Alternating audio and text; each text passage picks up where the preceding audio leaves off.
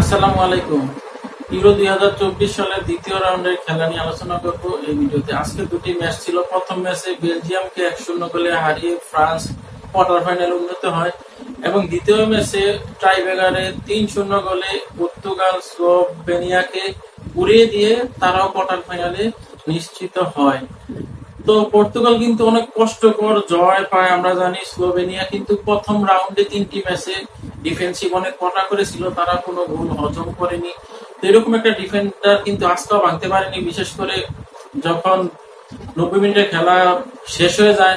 তারপর অতিরিক্ত প্রথমে 14 মিনিটের সময় কিন্তু রোনাল্ডো একটা প্লান্টিক শট মিস করে। তারপর 15 মিনিটের সময় কিন্তু নির্ধারিত সময় শেষ প্রথম হাফের। তো রোনাল্ডো কিন্তু সেই সময় অনেক কান্নায় ঝরে পড়েছিল, তাকে সান্ত্বনা দেওয়ার মতো অনেকজন ছিল, সে কিন্তু কান্না থামাতে পারেনি, কারণ ওই শটটা গোলের প্ল্যান্টিকটা পর্তুগাল কিন্তু কোয়ার্টার ফাইনালে চলে যায়। তারপর পর্তুগাল কিন্তু 25 মিনিটে অতিরিক্ত টাইমের দ্বিতীয় হাফের 10 মিনিটে কিন্তু পেপে, পর্তুগালের 39 বছর বয়সের প্লেয়ার, ধরতে গেলে পুরো, সে কিন্তু ইজি একটা মিস করে। তো স্লোভেনিয়ার স্ট্রাইকার সেটা কিন্তু 1-1 গোলকিপারকে পেয়েও গোল দিতে পারেনি, তারা কিন্তু সেদিকে ম্যাচটা হারে। পরে তারা টাইব্রেকারে প্রথম টস জিতে প্রথমে শট নেয়, মিস করে। তারপর রোনাল্ডো কিন্তু সেই মিস আর করেনি, একবারে গোল পোস্টের হাসিয়ে শট করে তারপর কিন্তু গোল আদায় করে ভক্তদের সামনে সবার কাছে ক্ষমা চেয়ে না দুই হাত ধরে, যে আমার জন্য ম্যাচটা টাইব্রেকারে আসছে, এরকম আমরা আইডিয়া করতে পারছি যে সবার কাছে হাত জোর করে ক্ষমা চায়। দ্বিতীয় যখন টাইব্রেকারে সে গোল দেয়, তারপর দ্বিতীয় শট স্লোভেনিয়া মিস করে, তারপর পর্তুগাল দ্বিতীয় শট গোল দেয়, স্লোভেনিয়া তৃতীয় শট মিস করার পরে কিন্তু পর্তুগাল তৃতীয় শট দিলে জয়ের লক্ষ্যে পৌঁছে যায়, কারণ আর দুটি শটের কোনো দরকার ছিল না, 3টি শটে কিন্তু জয় পরাজয় নিশ্চিত হয়। তো প্রথমার্ধে বা দ্বিতীয়ার্ধে রোনাল্ডো কিন্তু দুটি ফ্রি কিকও পেয়েছিল সুন্দর, তার ফ্রি কিকও কিন্তু পোস্টের বাইরে দিয়ে চলে গেছে। সে কিন্তু একটা ফ্রি কিক গ্রাউন্ডে মেরেছিল, তাদের ডিফেন্ডারের পায়ে লাগেনি, গোলকিপারের হাতে, গোলকিপারের একবারে হাতে মোয়া শট। তো রোনাল্ডো কিন্তু বয়সের একটা ছাপ যাই বলি না কেন, 90 মিনিট 120 মিনিট খেলেছে, কিন্তু তার যে শট বা হেড সেগুলো কিন্তু ছিল না আজকে ম্যাচের মধ্যে। সে অনেক নার্ভাস ছিল, বিশেষ করে সে প্ল্যান্টিক যখন মিস করছে, তার যেই কান্না বা অজরে কান্না বা কোচ কি তাকে উঠিয়ে দিবেন এরকম একটা আভাস আমরা পেয়েছিলাম, কারণ পেপে যখন মিস করেছে ইজি গোল 1-1 গোল খাওয়ার থেকে কিন্তু গোলকিপার বাঁচিয়েছে। তো পেপেকে কিন্তু 2 মিনিটও টাইম দেয়নি, কোচ উঠিয়ে দিয়েছে। তো রোনাল্ডোকে কিন্তু শেষ পর্যন্ত আর উঠানো হয়নি, কারণ দ্বিতীয় টাইব্রেকারে রোনাল্ডোকে আবার প্রথম শটটাই দিবে।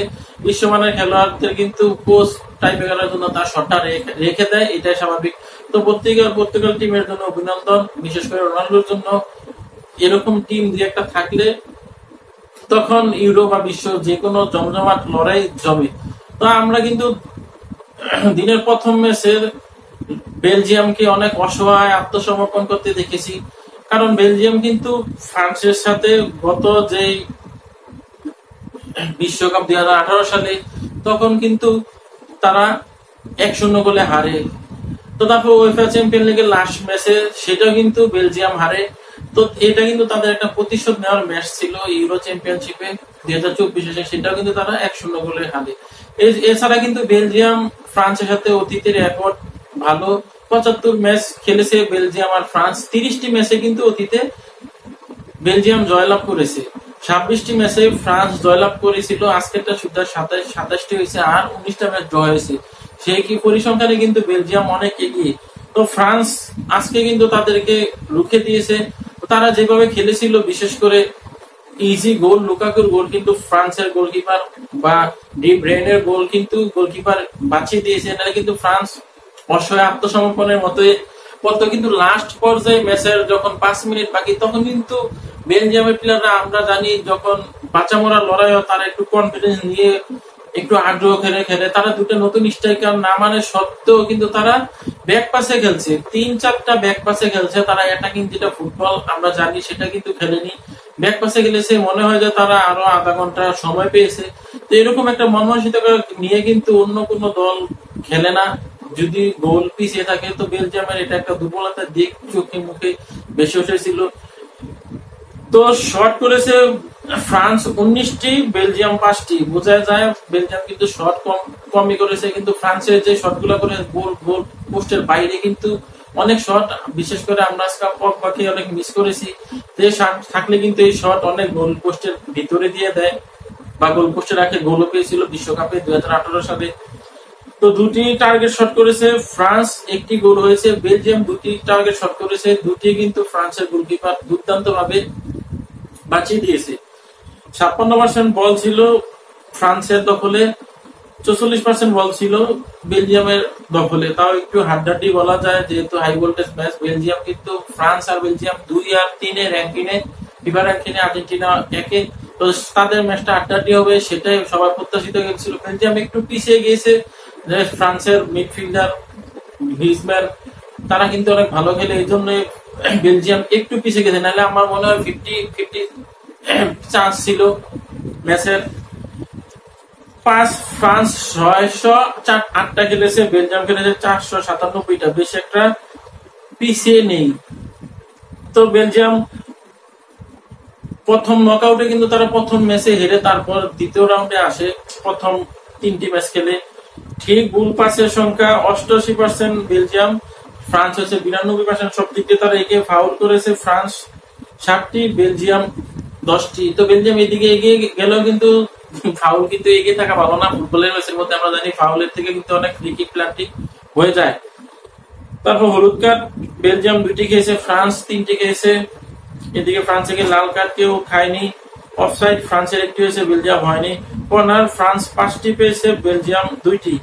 তো এই ম্যাচে কিন্তু লুকাকু অনেক অসহায়, আত্মসমর্পণ বলবো। সে একটি শট ছাড়া আর কোনো ভালো শট বা অ্যাটাক করতে দেখা যায়নি, যদিও সে অনেক কষ্ট করে খেটে খেলেছে।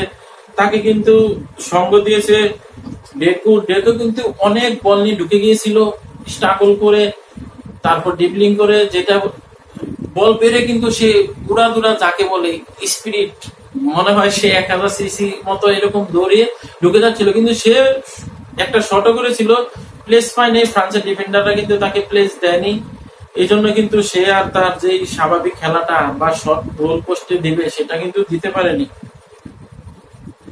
এছাড়া ফ্রান্সের চুমেনি, সে কিন্তু গোল পোস্টের সামনে থেকে 2-3টা শট দিয়েছে, একটা কিন্তু পোস্টের ভিতরে রাখতে পারেনি। তখনই কিন্তু আমাদের পগবার কথা মনে হয়েছিল। পগবা কিন্তু এই জায়গাগুলো থেকে অনেক সময় গোল করেছে, অনেক সুন্দরভাবে শট দিয়ে, সেটা কিন্তু চুমেনি করতে পারেনি। তো ফ্রান্সেরও কিন্তু আজকে এমবাপ্পে আহামরি ভালো খেলছে এরকম মনে হয়। এমবাপ্পে একটা শট দিয়েছিল যেটা আর্জেন্টিনার সাথে গোল দিয়েছিল বিশ্বকাপে, সেই স্পটের থেকে ডাইন সাইডের থেকে সে কিন্তু গোল পারে রাখতে পারেনি, অনেক উঁচা দিয়ে যায়। তো আমরা জানি বেলজিয়ামের ডিফেন্ডারও কিন্তু ভালো, এজন্য কিন্তু এমবাপ্পে বেশি একটা সুবিধা পায়নি। তো বেলজিয়ামের খেলার মধ্যে কিন্তু খেলেছে ডেকো, লুকাকু, ওপেনদা, তারা 2টা স্ট্রাইকার, একটা এসে মিডফিল্ডার। এছাড়া কিন্তু বেলজিয়ামের তারা মিডফিল্ডার, বিশেষ করে ডি ব্রুইন, সে কিন্তু তার যে স্বাভাবিক খেলা আমরা রিয়ালে দেখি যেভাবে খেলে ওরকম সে খেলা খেলতে পারেনি, কারণ সে একটা শট দিয়েছিল গোল পোস্টের বাইরে থেকে, সেইটা ছাড়া এই ম্যাচের মধ্যে তার কোনো ভালো অবদান বা কিছু দেখিনি। একটা কর্নার কিক করেছিল ফ্রান্সের যে ডিফেন্ডার সামনে, গোল পোস্টের অনেক সামনে, তার মাথায় দিয়ে কিন্তু সেটা ঠিকই তো। তো বেলজিয়াম কিন্তু ইদানিং ধরে, বিশেষ করে 2018 সাল থেকে 24 সালে তারা বিশ্বের ফিফা র্যাঙ্কিং এ 5-এর মধ্যে থাকে, 1, 2, 3, 4, 5-এর মধ্যে থাকে। তারা কিন্তু কোনো ভালো ট্রফি বা ফাইনালে খেলার যোগ্যতা অর্জন করতে পারে না। 18 সালে তারা ফ্রান্সের কাছে হারে, তারপর 22 সালে তারা প্রথম পর্বে, দ্বিতীয় পর্বে হেরে যায়। তো এবারে ইউরো চ্যাম্পিয়নশিপে কিন্তু তারা দ্বিতীয় পর্বে হেরে গেল।